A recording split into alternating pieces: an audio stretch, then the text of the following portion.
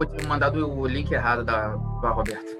Por isso ela não ia aparecer nunca. Ela ia ficar lá na sala de espera 2 dias. Que é Me mandou o link tá, festa. é a outra sala. Eu sabotaram a Roberta. Maldade. Olá, esse é mais uma Apostila Convida. Meu nome é Jorge Cruz. Eu sou a Roberta Matias.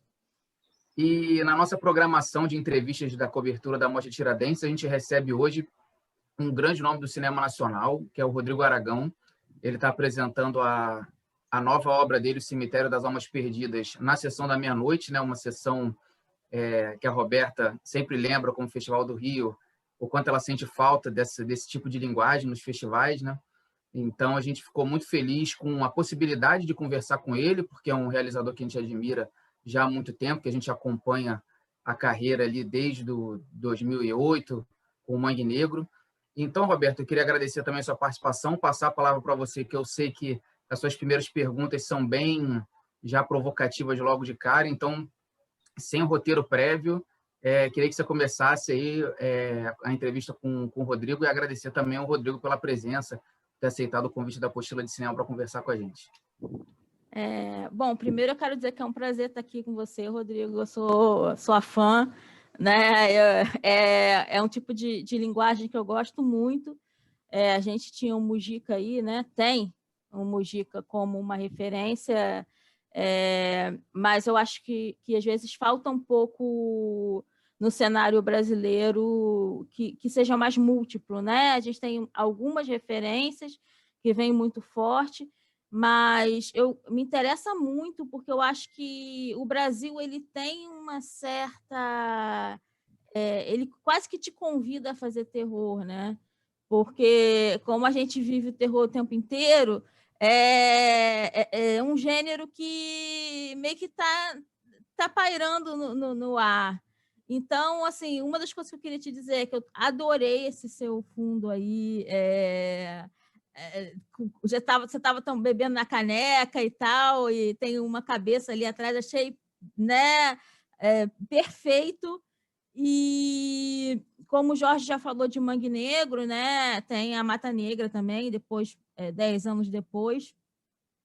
Mas o que eu queria falar sobre o filme que a gente está se debruçando agora, o início do filme parece uma alucinação, né, da personagem.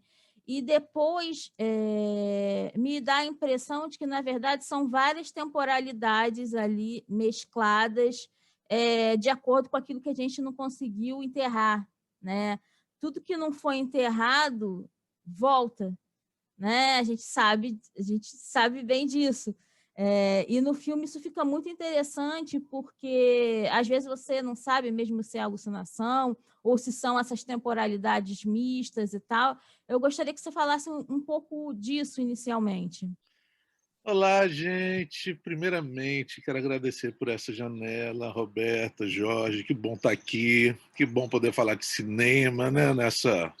Nesse momento que a gente está vivendo. Para mim é uma felicidade ter um filme de gênero aqui em Tiradentes, a gente poder falar dessas coisas. Bem, como você disse, o Brasil está convidando a gente para fazer filme de terror, né? Eu acho que o principal terror é você ver os noticiários nesse momento, né? Historicamente, o cinema de terror ele reflete os medos e os anseios da população, né? Naquela época. E, para mim, o terror também ele é uma chave para a gente fugir um pouco da realidade. Fugir talvez não seja uma boa palavra, mas é isso, abrir uma nova realidade. Eu tenho um grande interesse no cinema fantástico, na fantasia, em transcender. Por isso que eu não tenho muita vontade de fazer um filme sobre violência urbana ou essas coisas que a gente vê todos os dias. O Cemitério ele é um roteiro que eu comecei a escrever em 2002, quando eu tinha 20 e poucos anos, né? Eu lembro que meus primeiros rascunhos de roteiro assim, foram lá pelos 13, 14 anos de idade, e eu sempre tive uma sensação, uma frustração, uma coisa que, poxa, eu escrevendo isso aqui, será que eu vou conseguir filmar? Então, eu sempre fui muito objetivo, desde a minha adolescência, em escrever coisas que seriam possíveis, viáveis, em cenários que existem aqui perto de casa. Mas o cemitério não. O cemitério foi um roteiro escrito num momento difícil da minha vida, um momento que eu tinha um espetáculo de terror que está no filme, né? E esse espetáculo faliu, e as pessoas o grupo estava se desfazendo, a gente tinha essa vontade de ser os novos baianos do terror, de viajar pelo país, assustando as pessoas, e esse sonho estava se desfazendo, e o cemitério ele veio como uma maneira de extravasar isso, e foi um roteiro que eu escrevi e falei, esse aqui não dá para fazer, ele vai para a gaveta. E ali na gaveta ele ficou por muito tempo mesmo, e assim foram 5 filmes, 5 longas-metragens, 4 independentes. A Mata Negra foi o primeiro filme que eu consegui um edital, então pensei, olha, talvez, quem sabe, seja possível tirar aqui esse meu antigo sonho de uma gaveta, quem sabe não dá para fazer ele. Tiramos, eu coloquei ele num projeto, num edital de desenvolvimento, tive a felicidade de ganhar, isso me deu o direito de sentar a bunda na cadeira e reescrevê-lo agora com uma visão pensando em como a gente ia fazer ele. Eu sempre me interessei muito por essa questão de sonho, e eu tive uma assessoria, né, através desse edital, do Alexei Habib, que para mim foi maravilhoso. Você ter um roteirista bom pra caramba, que não me conhecia, que não era meu amigo e que não tinha nenhum envolvimento emocional com o roteiro. Tem gente que reclama disso, para mim foi excelente ver alguém tecnicamente falar, o seu roteiro tem esse problema, tem esse. E ele era linear. E era meio careta isso, ele começava lá na Idade Média, ele vinha, e ele tinha um problema muito sério que o protagonista do filme, é um filme meio sem protagonista, o protagonista ele aparecia no 3º ato. Aí, o herói não pode aparecer no 3º ato, e ele me jogou esse pepino aí no colo de como diabos eu jogo esse protagonista pro 1º ato, né? E aí eu peguei o 3º ato do filme, joguei pro início, embaralhei tudo, e eu achei muito mais interessante quando o filme eu acho que ele ficou muito mais interessante dele, e o público vai descobrindo, né? E essa parte do que é sonho, do que é realidade, na verdade, não importa muito, porque é tudo de mentira. Essa é uma beleza do cinema fantástico. Tudo é fantasia. Eu sempre falo, a fantasia é uma ótima maneira da gente pensar na nossa realidade, assim como olhar para o nosso passado, as mazelas, os crimes do passado também continuam todos aí no nosso presente, né, com roupagens diferentes, mas no nosso presente.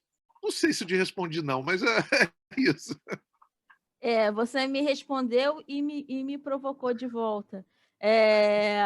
Só para eu não perder, porque depois eu vou fazer uma outra viagem, um dos filmes que faz isso muito bem, né, essa coisa de trazer as mazelas do passado revestidas de presente. A gente vai falar na apostila também sobre ele, que é o Subterrânea, que está na mostra. É outro tipo de filme, mas também tem ali uma coisinha incômoda, né? Agora você falou de sonho, né? E eu me lembro que o primeiro filme que eu vi, bom, meus pais nunca me impediram de ver nada, né? Então, o primeiro filme que eu vi de terror mesmo foi O Lobisomem Americano.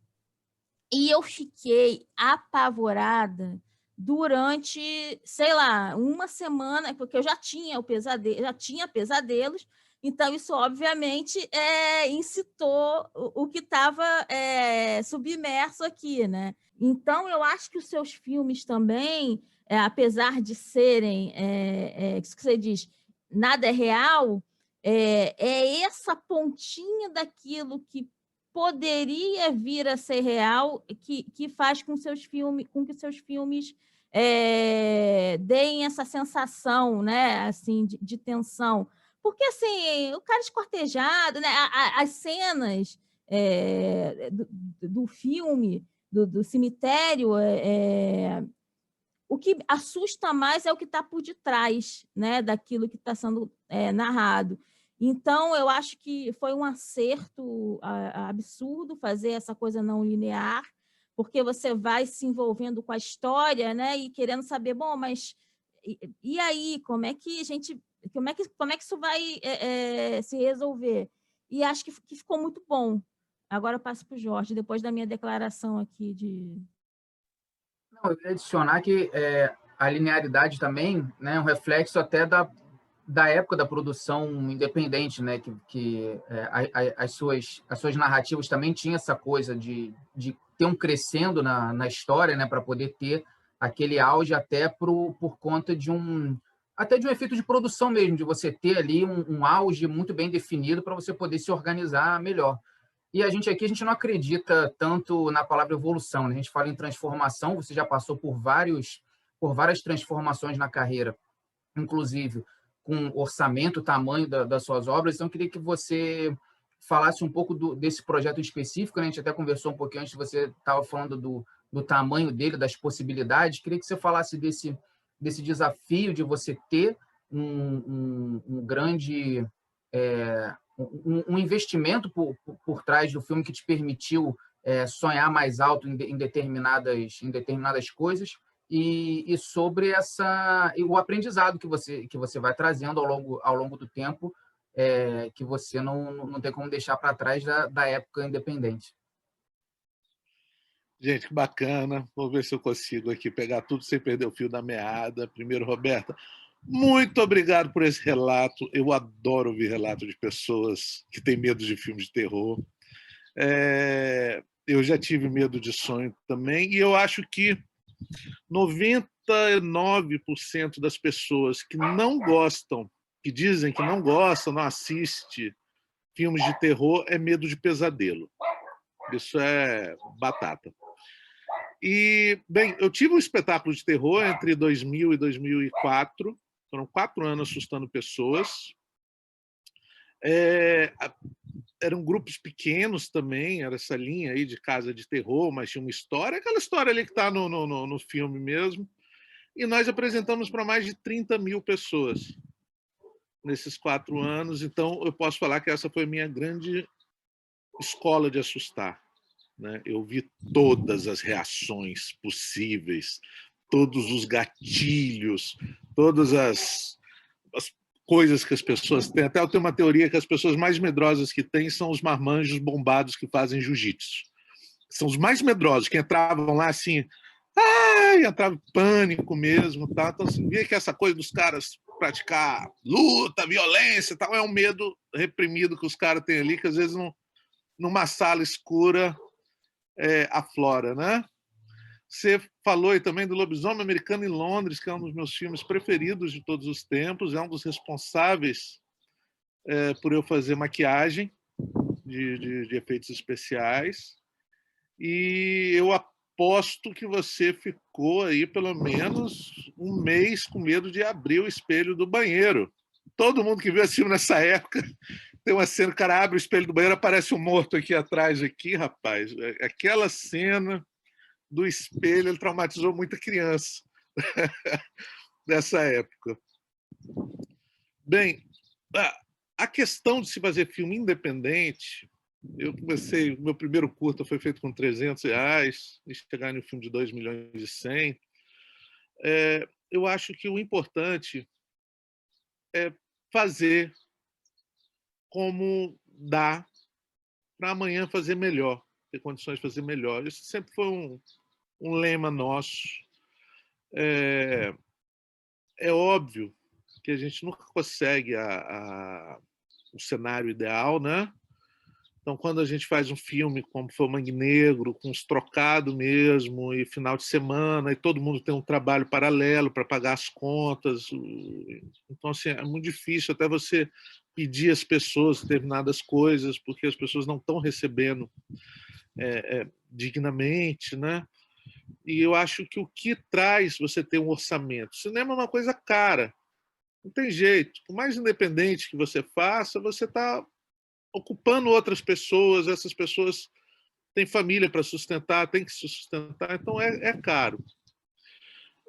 O que o orçamento te traz é dignidade, de você não precisar se preocupar com o que vai ser a refeição daquele dia, né? Você não passar aí todo o set alimentando o pessoal com macarrão e pão com mortadela, você ter um bom equipamento, você não acumular 8 funções. Então, foi um filme muito tranquilo. Para mim, foi maravilhoso poder construir, ter uma estrutura boa. Eu brinco, para mim foi incrível poder dirigir um filme sentado tomando café, cara.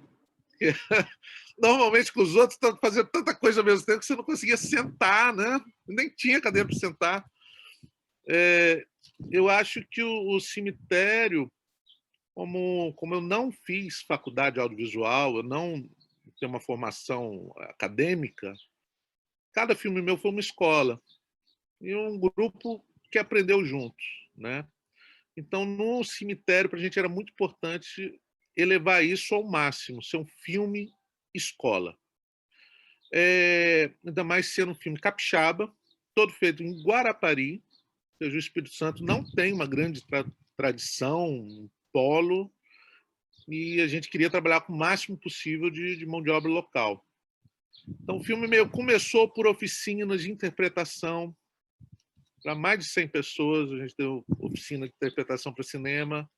Pegamos pessoas da construção civil, trabalharam 4 meses com a gente, onde eles aprenderam sobre cenografia, aprenderam a trabalhar com vários materiais diferentes, o conceito de cenografia mesmo, e de efeitos especiais também. Esse é um filme que eu fiz o design, fiz algumas esculturas, mas a parte de maquiagem ali do dia a dia é o meu primeiro filme que eu pude passar esse bastão para uma equipe, que todos foram alunos, que todos fizeram oficinas comigo.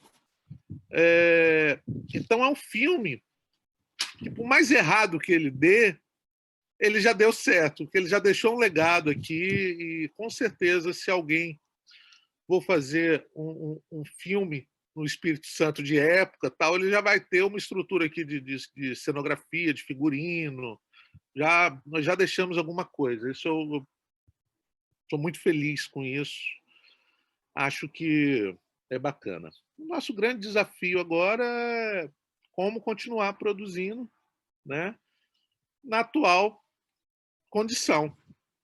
Eu acho que é isso também, né? Você faz um filme com uma estrutura boa e tal, agora o momento não permite, a política de desmonte não permite, mas é muito importante para mim continuar contando histórias, que é o que eu sei fazer da vida. Então, assim, estou aqui trabalhando para fazer um próximo filme agora, menor do que o Mangue ainda, bem pequenininho, mas eu quero continuar filmando. Eu vou te fazer 2 perguntas em uma só. Uma é que, pelo que eu entendi, então você começa fazendo maquiagem, né? Esse é seu início, e depois tem um momento no qual você efetivamente vai para a produção de filmes e etc. Essa era uma pergunta que eu queria fazer, né? Como é que você começou? Se você dava... você disse que agora dá, mas se você inicialmente, antes de fazer cinema, você dava aula de maquiagem, quando que foi o momento em que você falou, bom, não, agora eu vou contar as histórias audiovisuais, né? Assim, e também, bom, o Mujica é uma referência que está explícita no filme, né? Você faz uma homenagem a ele. Eu acho que é uma referência não só para quem faz filme de gênero, mas para qualquer cineasta brasileiro, né? Ele tem uma obra fantástica, gigantesca e de décadas, né? Uma capacidade de continuar produzindo incrível. Mas eu queria saber, para além dele, quais são as suas referências nacionais e internacionais, né? Também. O que você vê no cenário que te desperta? Bem, você sabe que eu tenho um pouco de inveja dos jovens de hoje, assim, né? Porque, bem, eu sou de 1977, então minha infância foi ali pelos anos 80. Eu acho que a vontade de fazer filme, ela vem ali com o Lobisomem Americano em Londres, ela vem principalmente com uma coisa muito rara nos anos 80, que era ver making off. Um belo dia, Silvio Santos resolveu passar um making off do Império Contra-Ataca lá no sábado, às 4 horas da tarde, e aquilo ali foi maravilhoso. Foi a primeira vez que eu vi um set, né? E aquelas miniaturas e monstros e explosões. Hoje isso é muito comum, mas naquela época era uma coisa assim que me marcou muito. Eu falei, é isso aqui que eu quero fazer da vida. Isso eu já tinha certeza. E por que eu tenho um pouco de inveja das crianças de hoje? Porque hoje todo mundo tem câmera. Celular, tal, câmera hoje é uma coisa fácil. Nos anos 80, 90, uma câmera era um sonho distante, cara, muito distante. Na minha casa lá, como meu pai tinha projetores, 16mm, até tinha uma filmadora Super 8 lá, mas não tinha nem filme, muito menos onde revelar, né? Então, assim, se brincava com uma filmadora ali, mas não tinha muito o que fazer com ela, não. A maquiagem, como ela surge na minha vida? Ela surge porque de toda essa cadeia de cinema, a única coisa que eu conseguia fazer era maquiagem, porque eu fazia com trigo, com cola branca, com guardanapo. Então era a única coisa que eu tinha à mão. De todos os setores de cinema, efeito especial era possível, não dava para filmar, mas dava para assustar as pessoas, né? E aí minhas tias, meus vizinhos, tal, passavam maus pedaços ali comigo, com tinta guache na cara e esse tipo de coisa. Na década de 90, no Espírito Santo, onde você não havia nenhuma possibilidade de estudar cinema, eu tive uma oportunidade de fazer algumas oficinas. Teve um projeto aqui em Guarapari, da administração local, que eram oficinas de arte. Então, você fazia cursos ali de 50 horas, e eu me agarrei muito nisso. Eu queria fazer efeitos especiais, não tinha como aprender isso, e então fui estudar escultura, desenho, pintura, teatro de boneco, tudo que eu achava que de alguma forma pudesse me ajudar. Em um curso de História em Quadrinho, eu conheci um professor que dava aula na UFES, que eles estavam lá preparando para fazer um filme, que era uma superprodução para os padrões capixabas, de 1994, que chamava Lenda de Preutner, 16mm, e eles precisavam de umas cabeças decepadas, precisavam de alguns efeitos ali, e o cara viu o meu trabalho, eu já fazia uns bonecos, umas coisas assim, eu tinha umas fotos, levou lá e o pessoal resolveu me contratar. Então, assim, eu entro no mercado com 17 anos de idade, é uma loucura aquele povo me contratar, cara. Hoje eu acho uma falta de juízo incrível, já sendo responsável pelos efeitos especiais de uma produção muito grande, né? Então, os efeitos especiais foram minha porta de entrada em uma época muito complexa. Eu sempre quis contar as minhas histórias. De 94 a 99, quem conhece um pouco da história do cinema brasileiro sabe que foi uma época difícil, né? Então, daí a gente vai para o teatro, que era o que era possível na época, o teatro terror, ter esse susto, né? Até a gente falir em 2004, e aí começar com Mangue Negro, que foi um ato muito inconsequente, assim, sem o menor juízo fazer aquele filme, com 3 anos aí no fundo do quintal, mas graças a Deus é um bando de amigo doido, nós estamos aqui no 6º longa-metragem. É interessante que você tocou exatamente no assunto que eu ia falar, que é justamente essa democratização da produção, né? Hoje em dia a gente tem, até pelo telefone celular mesmo, né, filmes, E assim, ao mesmo tempo que agora você não depende tanto dessa produção independente, o filme, né, eu conversei muito com a Roberta, né, a gente conversou muito sobre isso quando a gente terminou de assistir o filme, também tem apesar de ser uma história sua já antiga, tem uma atualização do que a gente vê no cinema brasileiro hoje, né? Então, eu falei assim, não, Roberta, a gente olha o quanto a gente como país andou para trás, né? Quer dizer, o Rodrigo há 10 anos atrás estava falando de, de política ambiental, né? de destruição dos nossos biomas, e agora ele está tendo que fazer uma revisitação histórica do país, porque a gente está vendo coisas aí muito mais aterrorizantes tomarem conta do país.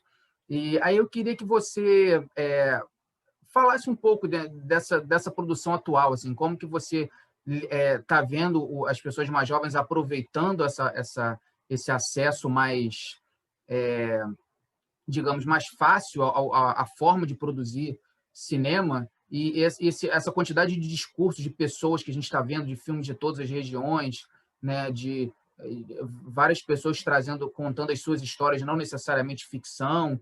Eu queria que você falasse um pouco disso e também dessa atualidade de uma história que você pensou ali há 20 anos e chegou num momento do país que a gente estava precisando discutir uma história desse tipo.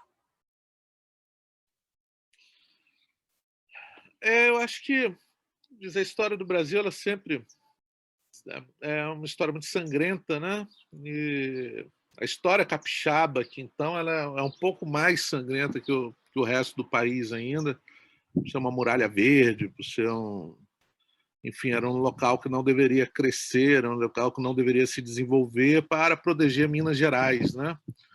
Então, assim, a capital no Rio de Janeiro, o Espírito Santo aqui era uma barreira para as pessoas, para algum invasor não passar por aqui e chegar a Minas. Então, era um lugar que foi colonizado por bandidos, pessoas violentas, pessoas que eram aprisionadas na Europa, tal. Sempre achei isso um ótimo tema para filme, assim. Enfim. Agora, sobre o momento do cinema atual, eu acho que a gente está no meio do olho do furacão e talvez daqui a 10 anos a gente olhe para trás e entenda um pouco o que está acontecendo agora. Ao mesmo tempo que a gente tem um desmonte declarado, uma propaganda negativa sobre qualquer tipo de arte, né? Qualquer coisa que faça se pensar. Então, esse ataque a professores, artistas, né, à imprensa, ele é muito bem pensado. Eles sabem o que eles estão fazendo, eles sabem que isso aí é o alicerce de uma população preparada, né? E a nossa população despreparada, ela é muito mais fácil de dominar, né? Atualmente a gente vê aí aqui em Guarapari, por exemplo, que é um lugar de pessoas pobres de extrema direita. Assim, isso você vê que, como se fala aqui, com o perdão da palavra, a pessoa não entende quem segura o chicote que bate na bunda dela, né? Ela não está entendendo o que está acontecendo. Isso é um terror, né? Me lembra muito Invasores de Corpos, Doidos Mortos-Vivos. A gente está vivendo isso aí de uma maneira muito, né?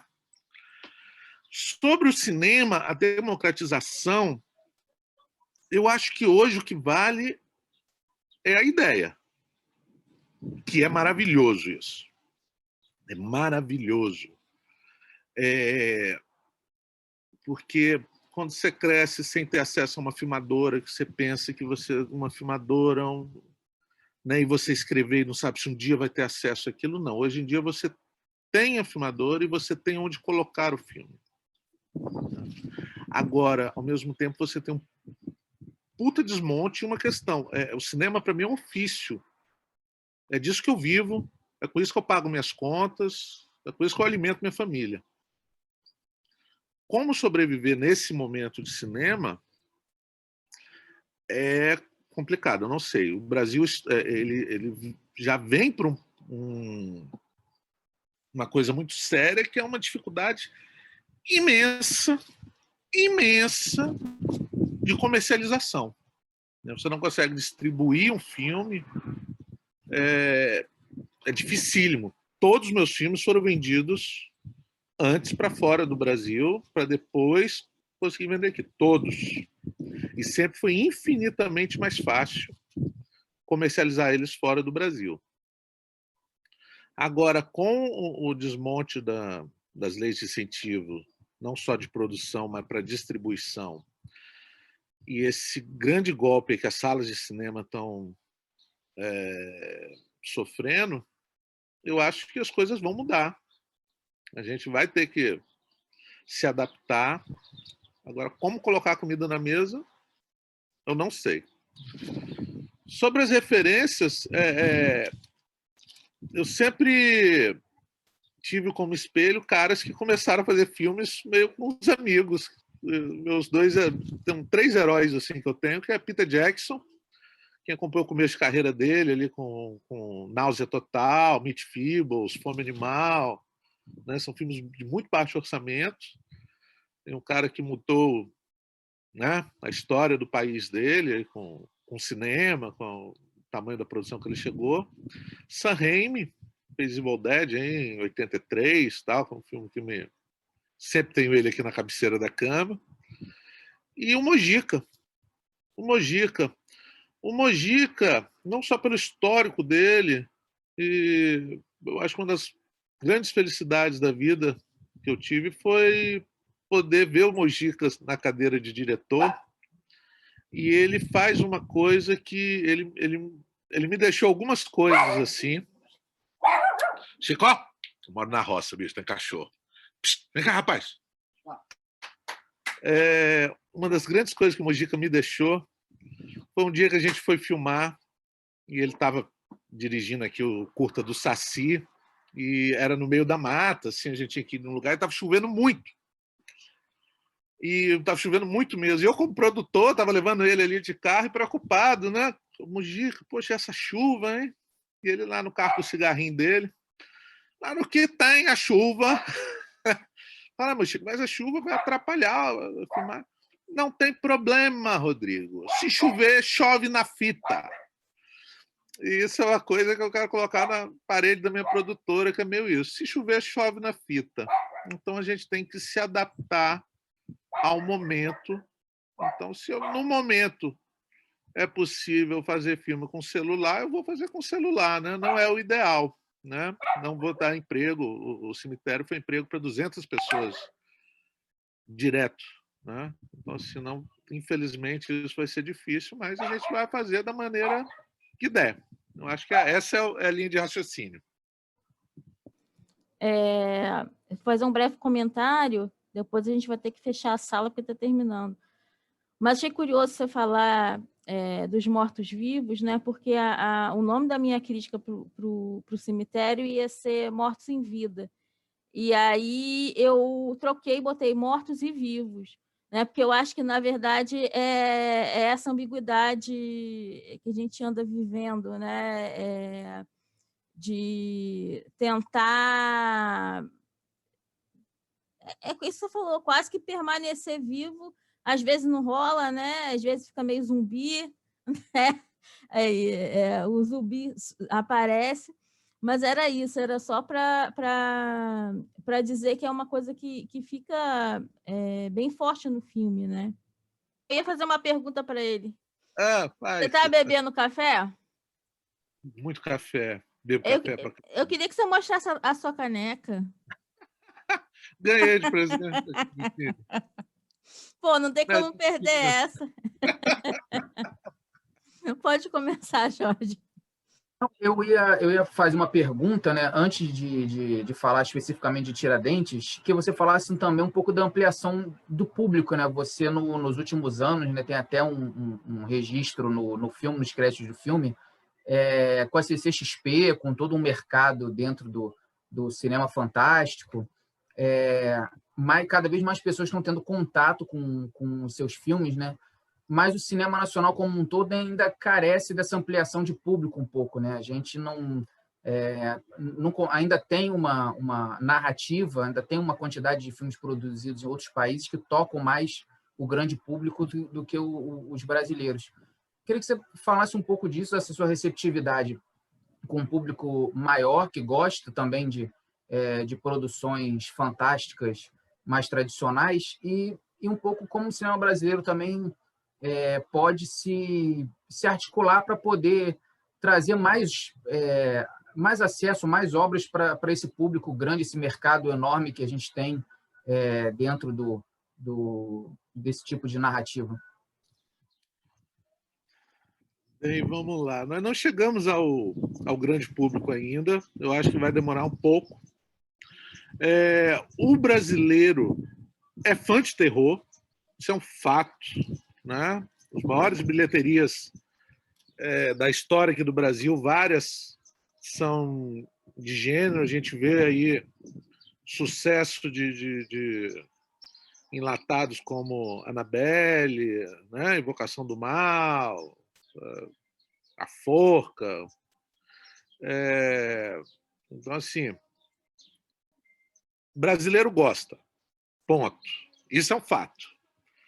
Quando eu lancei o Mangue Negro, e nesse processo entre 2005 até 2008 do lançamento, eu sempre escutei muito, quando eu falava para alguém que eu estava fazendo filme de terror, a resposta sempre era: não se faz filme de terror no Brasil. Só a Mojica, mas a Mojica também tinha quase 30 anos que não fazia filme, coitado, né? Então, 2008, eu sempre conto isso, mas é uma coisa para se pensar. 2008 é considerado um ano importante, porque foi um ano em que foi lançado 3 filmes de terror, sendo Encarnação do Demônio, uma superprodução, mas que levou 30 anos para ser feito, e 2 filmes independentes, cara, que eram Mangue Negro, filme com baixíssimo orçamento, e Capital dos Mortos, que é mais baixo ainda orçamento. Em 10 anos, ou seja, em 2018, de acordo com o pesquisador Carlos Primati, foram 37. Então, em 10 anos, a gente muda de 3 para 37. Isso mostra um avanço absurdo, né? Talvez um dos maiores do mundo. Outra coisa que, para mim, é muito interessante no cinema de terror brasileiro é a diversidade de estilos. Normalmente, o cinema de terror mundial ele tem ciclos, como a gente teve aí nos anos 60, 70, os ingleses, pega os anos 80 e os americanos, nos anos 90 veio os japoneses com os fantasmas cabeludos, né? Depois vem nos anos 2000 os franceses com a ultraviolência.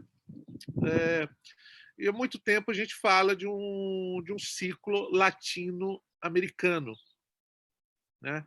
Eu acho que até no mercado, essa quantidade de remake que os americanos estão fazendo, isso mostra uma escassez de ideias novas. O mercado latino, a América Latina, ela é um celeiro, cara, de ótimas lendas, de incríveis cenários, de bons profissionais. Então não tem como isso não acontecer, e vem acontecendo. Acho que tá aí, os argentinos estão aí à frente, até os americanos se apropriarem de algumas lendas, como é a Chorona, é uma mostra disso. E o Brasil, ele vem com uma força criativa, eu acho que uma coisa muito diferente, que é diretores com pegadas muito diferentes.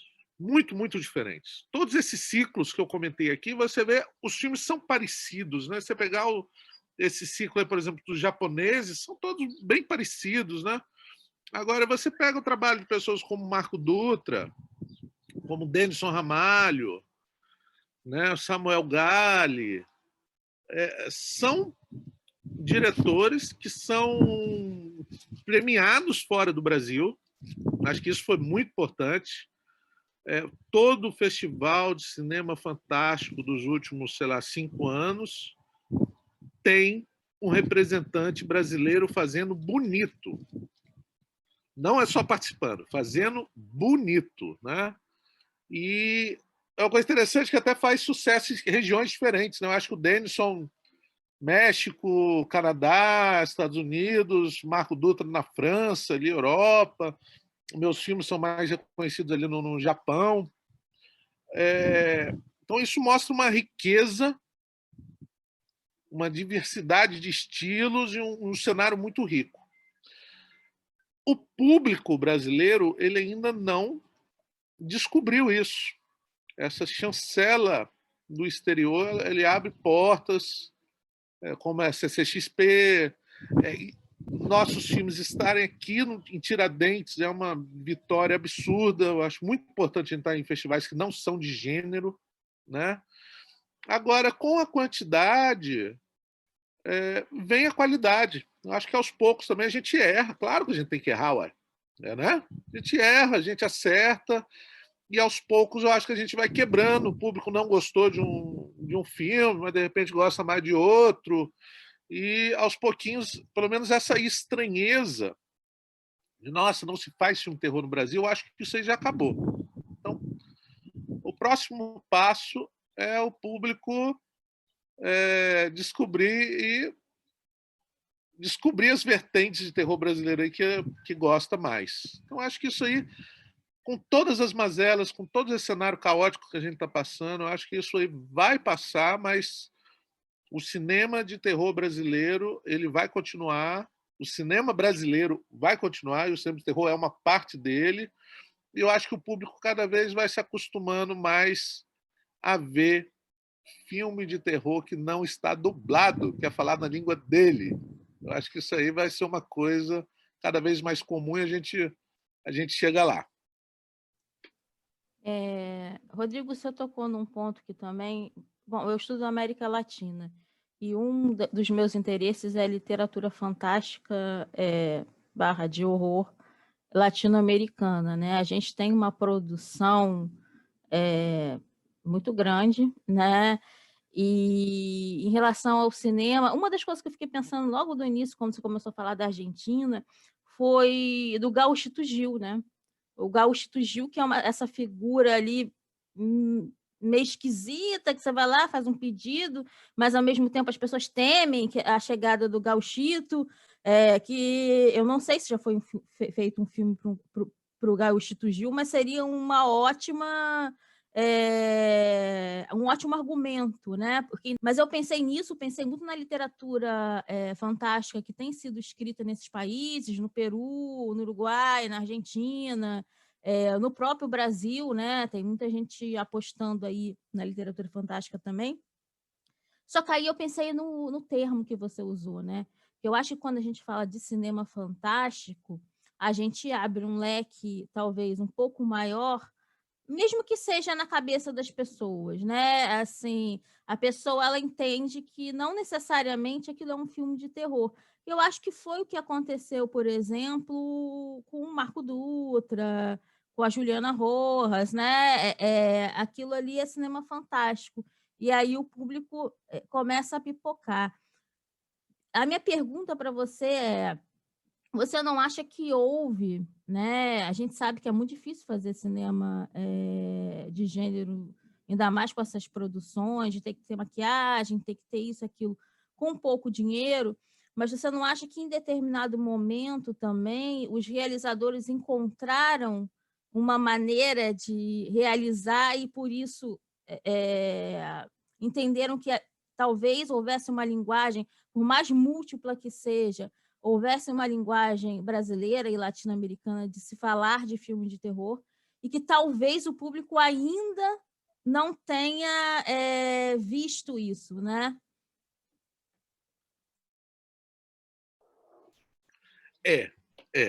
Você sabe que uma das felicidades que o cinema me trouxe na vida foi conhecer o Brasil.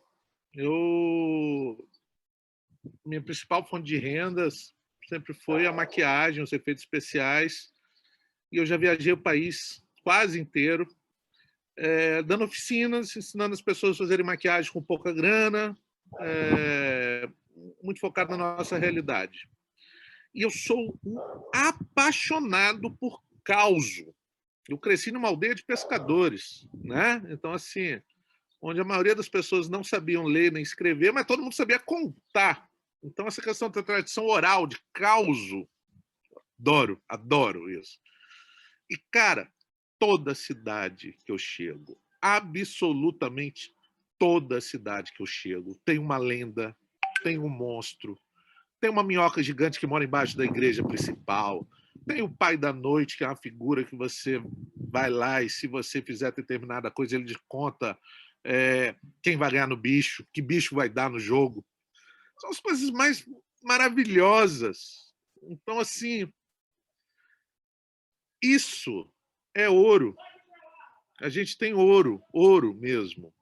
E, ao mesmo tempo que a população brasileira tem a gente é tão viciado no cinema americano, é tão forte, está tão que as pessoas contam isso, mas eu vejo muito jovem que quer me mostrar roteiro, que fala de ideia, e quando vai falar uma coisa americanizada, né? Tem um cientista, tem um laboratório, tem um edifício moderno, tem uma...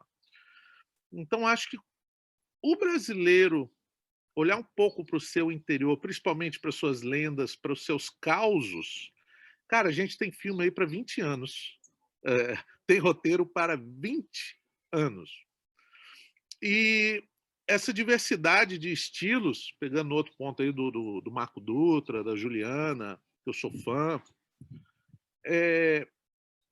o cinema de terror, eu penso que onde as salas de cinema estão hoje, vou falar, independente de pandemia, eu cresci vendo cinema de rua, amo cinema de rua e confesso que eu odeio shopping. Shopping é um ambiente que não me dá muito prazer de estar lá, não.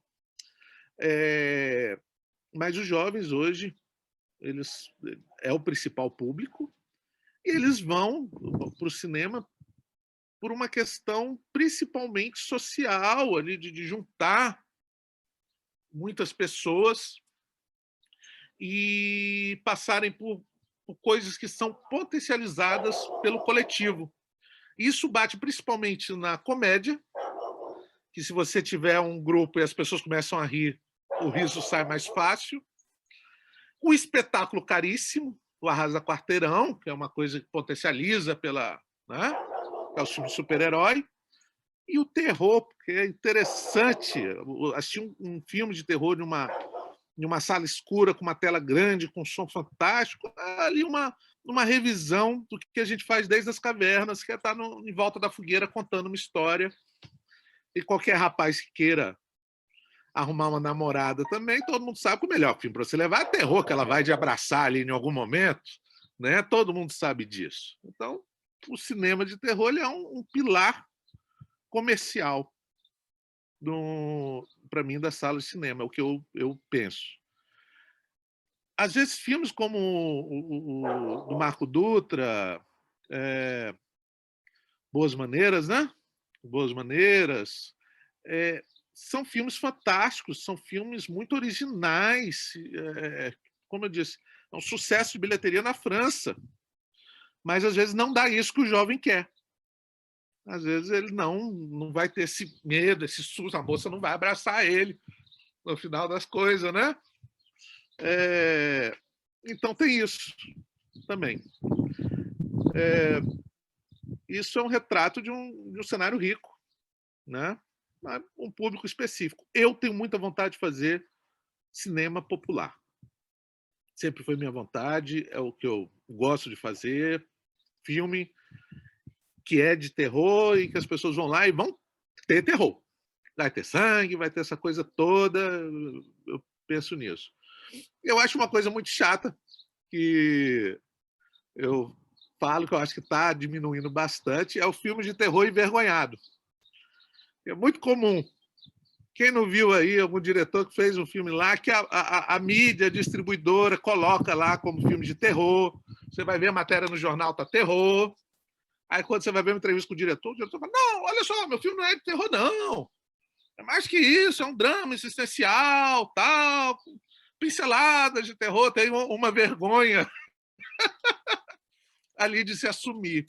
Então, eu gosto do terror sem vergonha, eu acho que o terror sem vergonha de ser brasileiro, sem vergonha de ser terror, sem vergonha de ter susto, sim, de ter todas essas coisas que fazem essa experiência completa, né? Eu acho que é interessante. Eu estou vendo cada vez mais filmes de terror sem vergonha, o que é muito bom.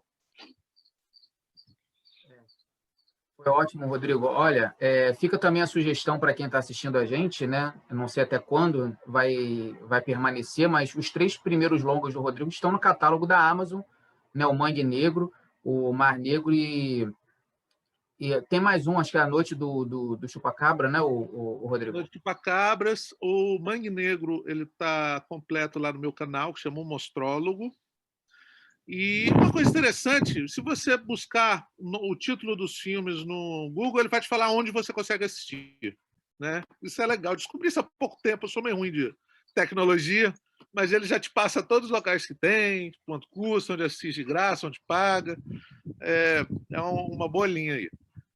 Dá para acompanhar parte da carreira dele pelo serviço de streaming e aproveitar Tiradentes para assistir.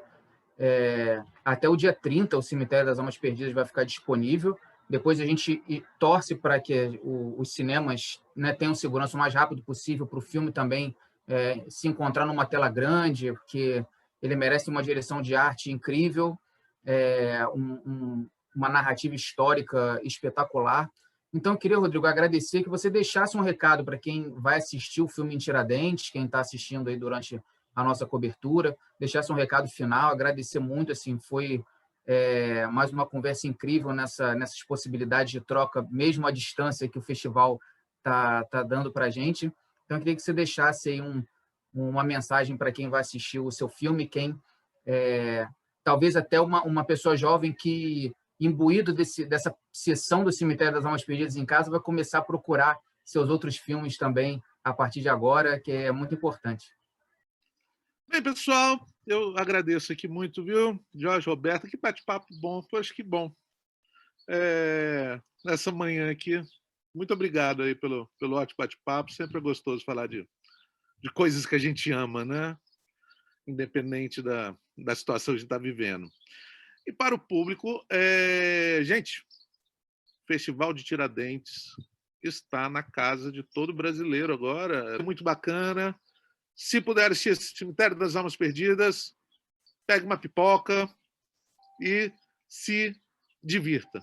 Eu acho que é uma possibilidade, foi um filme que a gente se divertiu muito fazendo, deu muito trabalho, mas ele foi feito de maneira muito divertida, muito paixão e, na verdade, é muito importante para a gente poder sair um pouquinho da nossa realidade e se preocupar um pouquinho com magias, com vampiros, com heróis salvando o dia. Então, essas coisas fazem bem para a alma, assim. Então, é isso.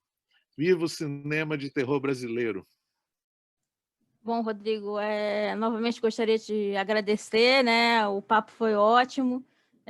Como você disse, é sempre bom conversar sobre cinema e com pessoas que visivelmente gostam do que fazem, né? Que por mais que enfrentem essas dificuldades, continuam persistindo. Então, agradecer mais uma vez. E esse foi mais uma apostila com vida dentro da Mostra Tiradentes. Se você está assistindo pelo YouTube, se inscreve no canal. A gente tem conteúdo praticamente diário. A gente sempre coloca em podcast, então se você está ouvindo pelo Spotify, todos os nossos vídeos também são publicados em áudio. Em apostila do cinema.com.br você tem acesso a textos e outros materiais, provocações, poesias, cartas, né, Roberta? Então, tudo relacionado a cinema. Então, muito obrigado. Esse foi o Rodrigo Aragão. A gente volta a qualquer momento com mais um novo vídeo, uma nova entrevista. Muito obrigado, Rodrigo. Obrigado, Roberta. E até a próxima. Obrigada. Valeu. Tchau, tchau. Tchau.